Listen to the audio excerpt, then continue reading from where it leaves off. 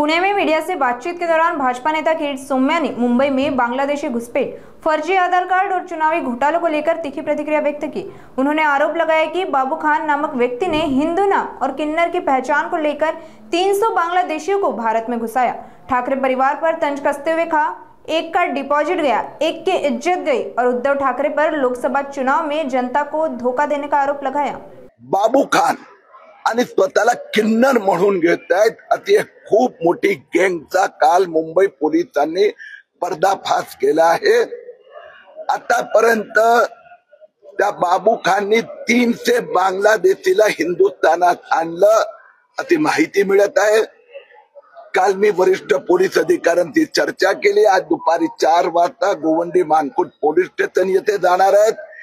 1000हून अधिक बांगलादेशीला खोटे जन्म प्रमाणपत्र, हा जो बाबू खान आहे त्यांनी पण ज्योती नावाने खोटं जन्म प्रमाणपत्र गोवंडी महापालिका कार्यालयातून काढलाय।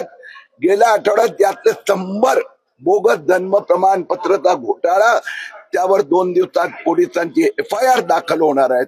मुख्यमंत्री देवेंद्र फडणवीस यांना मी विनंती केली आहे, शिवाजीनगर भागातला कॉम्बिंग ऑपरेशन करा, हजारो बांगलादेशी सापडणार। तुम्हाला बांगलादेशी ओळखताच येत नाही। आता आपण बघतायत की 2024 नंतर प्रधानमंत्री नरेंद्र मोदीजी असतो, अमित शहा असतो, देवेंद्र फडणवीस असतो, विधानसभा नोव्हेंबर 2024 ज्या पद्धतीने महाविकास आघाडीच्या समर्थनात मुस्लिम मौलाना नेते उतरले होते आणि तो 114 कोटीचा वोट ज्या फंडिंग घोटाळा मी उघडकीस आणला होता। आपण पाहिलं 2,24,000 लोकांनी बोगस जन्म प्रमाणपत्र मिळवले। हा घोटाळा मी उघडकीस आणलाय आणि आता ज्योतीच्या नावाने नवीन घोटाळा। यामध्ये घुसखोरी होती तुम्ही असं म्हणताय मोठ्या प्रमाणावर, यामध्ये केंद्रीय गृहमंत्री अपेक्षा करतात असं वाटत नाही का देशाची घुसखोरी? असं आहे की आपण हिंदुस्थानात एक संघ आपली जे घटना आहेत, आता पश्चिम बंगालचा मुर्शिदाबाद, मालदा इथून ज्या पद्धतीने येतात आणि तिथले आधार कार्ड बनवतात, तो घोटाळा मी उघडकीस आणला। 2,24,000 आधार कार्ड प्राधिकरणाने सांगितलंय मी जे 2,24,000 जन्म प्रमाणपत्र कॅन्सल केले, 47,000 आधार कार्ड रद्द झाले। सर हे मान्य ना, पण यंत्रणा ही सगळी केंद्र सरकारचीच आहे ना, मग केंद्र सरकारची जबाबदारी होत नाही का? ते तिकडून येत आहेत, हे जबाबदार ते नाहीत का? म्हणजे तुम्ही राज्य सरकारला करताय, म्हणजे महाविकास आघाडीला आरोप असं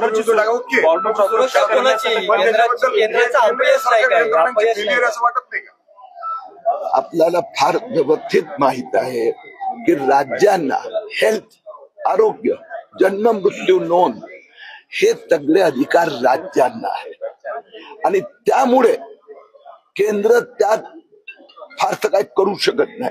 परंतु ही गोष्ट खरी आहे, अगदी खरी आहे की 2014 पर्यंत 2-4 वर्ष बीजेपी की मिलीजुली सरकार आहे आणि म्हणून गेल्या 2019 नंतर केंद्र सतर्क झाले आणि कायद्यात परिवर्तन आणलं आणि बांगलादेशींना पकडून बाहेर पाठवण्याची प्रक्रिया सुरू झाली। अनेक विषयांवर तुम्ही ठाकरे बंधू एकत्र आलेले आहेत, काय परिणाम दिसेल महापालिकेला?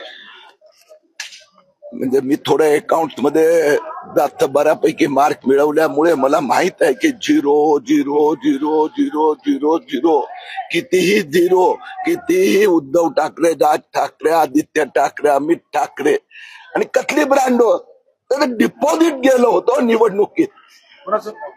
तर तुम्हाला माहित आहे, एकाची इज्जत गेली, दुसऱ्याचं डिपॉझिट गेलं। हे 2 बंधू, एकाची इज्जत गेली, दुसऱ्यांचं डिपॉझिट गेलं आणि सगळ्यात मोठं लोकसभा 2024 मध्ये उद्धव ठाकरे सेनेने लोकांची फसवणूक केली म्हणून बाळासाहेब ठाकरे यांना मानणारे मराठी हिंदू मतदार जे विधानसभेत आम्ही एक्सपोज केल्यामुळे आता ह्या सगळे हिरवे वस्त्रधारी आहेत, त्यांना महाराष्ट्राची जनता जय भवानी, जय शिवाजी, जय रामदिके अनेक विषयांवर